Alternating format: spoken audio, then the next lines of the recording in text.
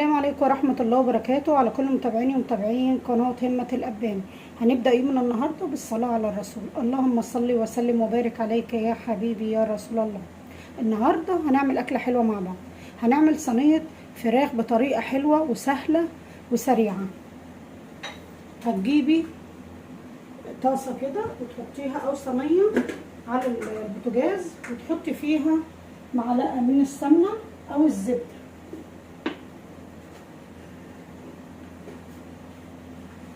وتحطيها تسيح كده.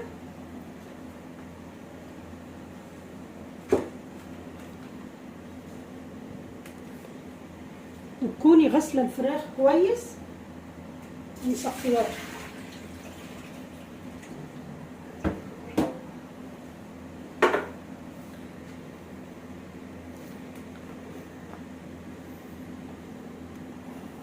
اول ما السمنه او الزبده تسيح معاكي انزلي بقى بالفراخ. انا مسكتها غسلتها ونقعتها وقطعتها، بس ما قطعتهاش حتت كبيره، قطعت الفرخه لاجزاء. يعني الورك تقطعيه على حتتين، الصدر كده، الاكتاف لوحدها، كل حاجه حسب ما بتحبي التقطيعه بتاعتها،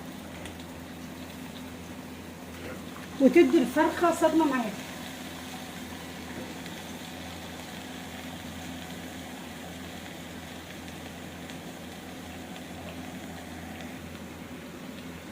شوحي بقى الفراخ كويس وقلبيها على كل جنب شويه لغايه ما تنزل الميه اللي فيها.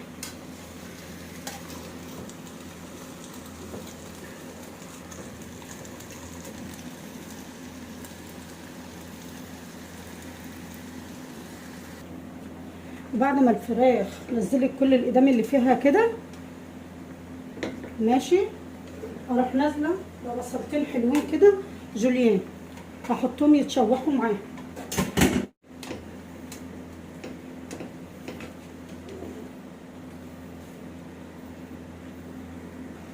بعد ما البصل بدأت تتبصل معانا انزلي بقرنين فلفل حلوين كده، خرطيهم ناعم.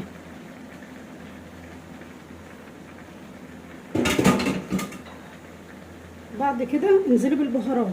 حطيت معلقه من الكركم وفلفل اسمر وبابريكا والسبع بهارات وحبه صغيرين من الكمون. تنزلي بقالب من مكعب مرقه الدجاج، نحط رشه صغيره من الملح،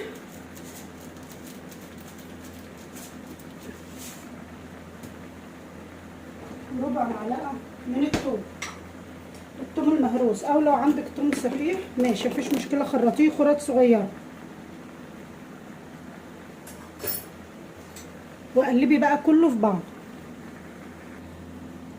بعد ما قلبتهم كويس غطي عليهم بقى 5 دقايق.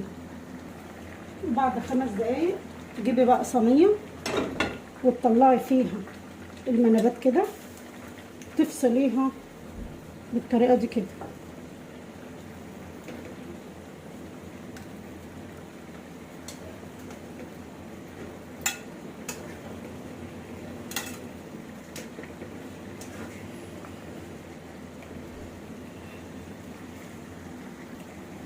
بعد كده انزلي حوالي 3 طماطمات قطعيهم خرط صغيره، وسيبيهم ياخدوا تشويحه شويه في قلب البصل.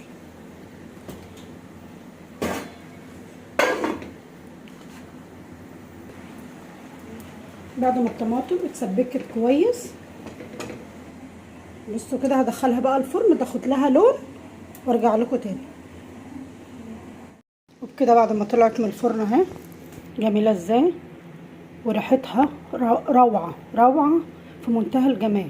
اعملوا الوصفه دي هتعجبكم وهتبقى طعم الفراخ تحفه. كومنت حلو منكم كده، والسلام عليكم ورحمه الله وبركاته.